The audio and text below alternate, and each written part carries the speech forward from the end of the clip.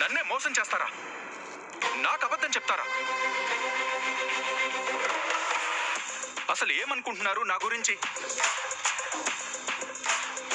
కేఫ్లో గొడవ జరుగుతుంది అనగానే ఎంత కంగారు పడ్డానో తెలుసా?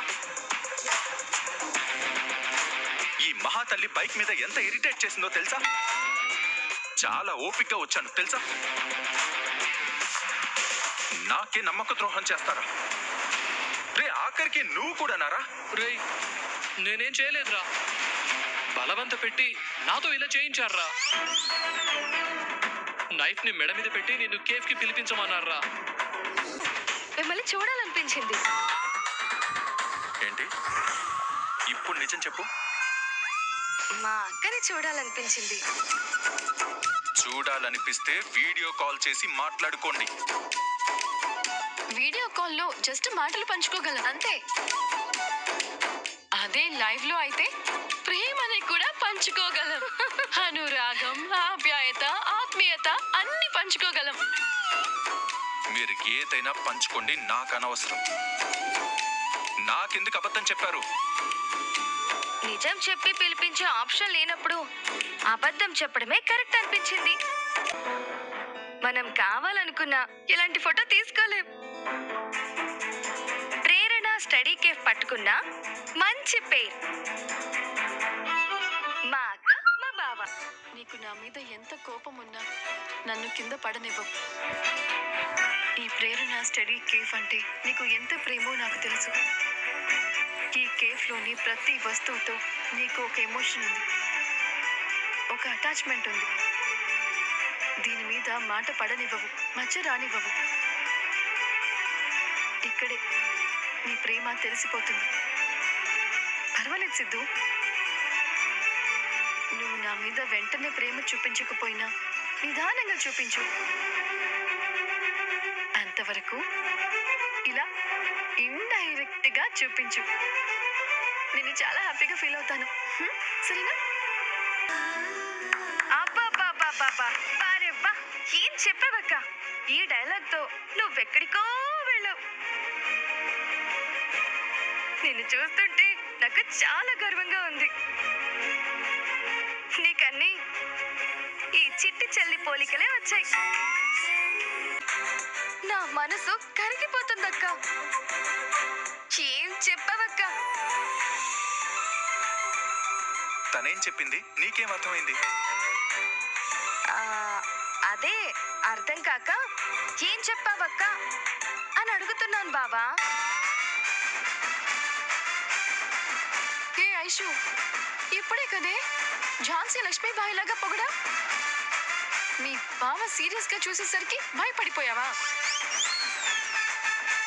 ఆయన చూపుల్లో కూడా ప్రేమని కురిపిస్తాడు. అది నాకు మాత్రమే అర్థమవుతుంది. సిద్ధు, ఒక్క నిమిషం, నీతో కొంచెం మాట్లాడాలి. నువ్వు ఇక్కడికి ఏ సందర్భంలో వచ్చావో నాకు తెలియదు, కానీ నేను మాత్రం ఇక్కడికి నీతో మాట్లాడడానికే వచ్చాను. మాట్లాడుకుందామా? కూడా కనిపించట్లేదు. ఆవిడ కూడా రెస్ట్ తీసుకుంటుందా, లేక సిద్ధుకి రెస్ట్ లేకుండా చేస్తుందా? రెస్ట్ తీసుకోవటానికి అసలు ఇంట్లో ఉంటే కదా. వాళ్ళిద్దరూ కలిసి బయటకెళ్లారు. ఈ వార్త ప్రశాంతంగా ఉంది. రేయ్, నిన్ను చంపి నేను ప్రశాంతంగా ఉంటారా? అంటే నువ్వు అనేది ఏంటమ్మా? మన సిద్ధు మనకు కాకుండా పోతున్నాడా? మంజుల మౌనంగా ఉందంటే మనం ఎంత రెచ్చిపోతే సీన్ అంత బాగా పండుతుంది. మందేం పోయింది, చెలరేగిపోదాం. వర్కౌట్ అయితే అది చాలు. ఏంటి సార్, తర్వాత డైలాగ్స్ గుర్తురట్లేదా? ఒరే విశ్వాసం, శ్వాస తీసుకొనిరా. వాళ్ళలా కలిసి బయటికి వెళ్ళడం నేను ఒప్పుకోను.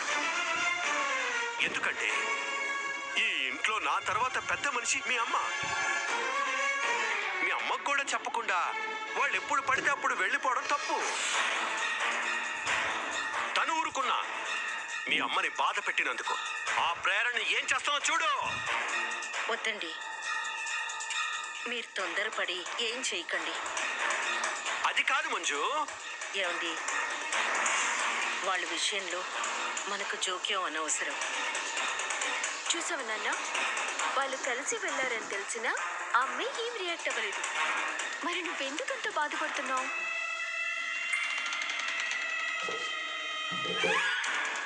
వాళ్ళు భార్య భర్తలుగానే వెళ్ళారు కదా, మళ్ళీ అలాగే వస్తారు.